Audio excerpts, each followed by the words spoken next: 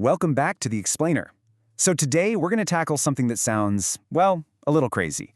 We're talking about the world of bank accounting, a place where one single thing can have a bunch of different price tags, and all of them are technically right. It's this bizarre paradox that's actually, believe it or not, propping up our entire financial system. All right, here's how we're going to break this down. First, we'll look at this whole one asset, two prices thing. Then we'll get into the two mindsets causing it, the investor versus the protector. We'll decode the actual rule books, talk about this showdown between FinRep and CoRep, and see how banks even handle this data nightmare. And finally, we'll zoom out and ask, why does any of this even matter?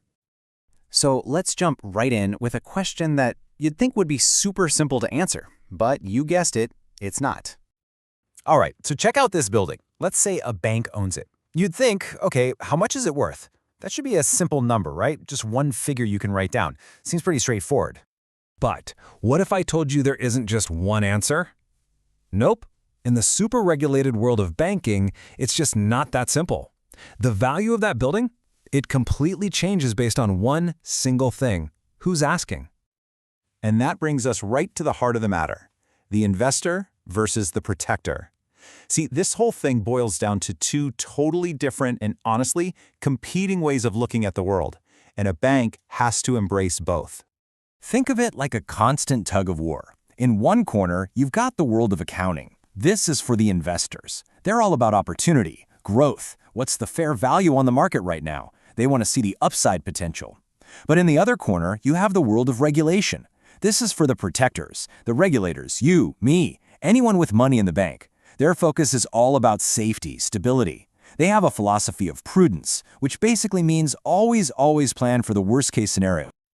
In this quote from Germany's risk management rules, they call it MARISK. It just sums up that protector mindset perfectly. It's not about making things look rosy for investors. The whole point is to, and I'm paraphrasing here, counteract undesirable developments. Basically, stop bad things from happening that could put our money at risk. It's all about safety, period. So, how do these big ideas get turned into actual rules? Let's decode the financial rule books.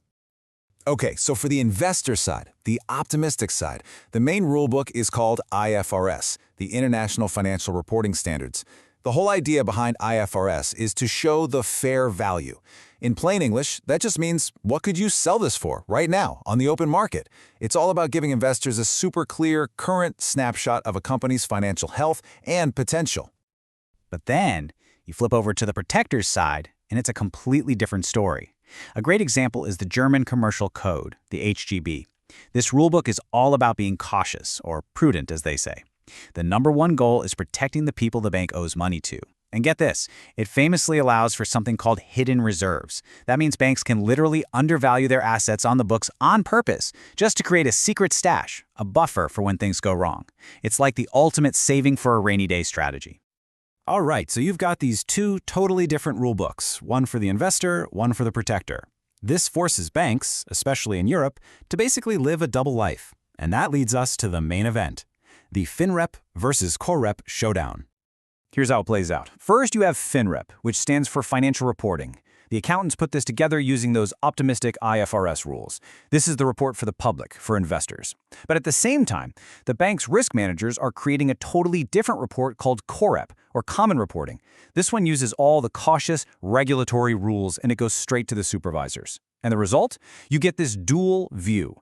Two completely official, yet totally different pictures of the bank's health. Two versions of the truth existing side by side.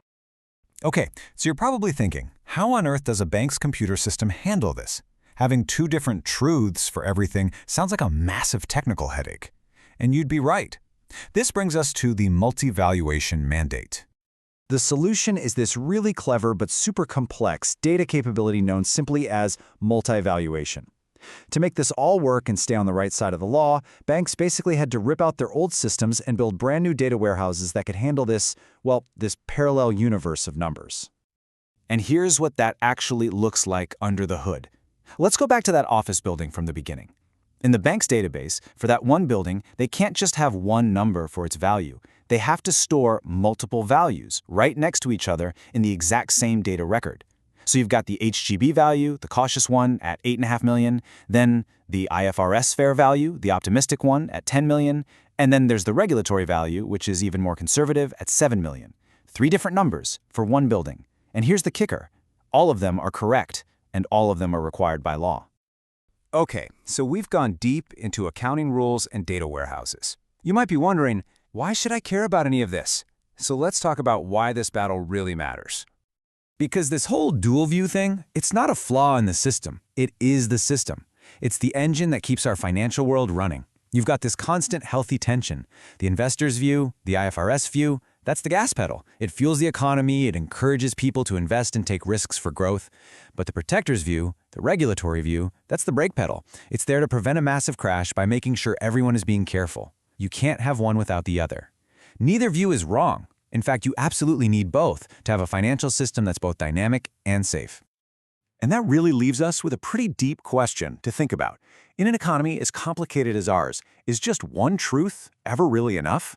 It makes you wonder. Maybe the whole idea of a single, simple value for anything is just an illusion. Maybe, just maybe, we need these different versions of the truth to keep the whole thing from falling apart.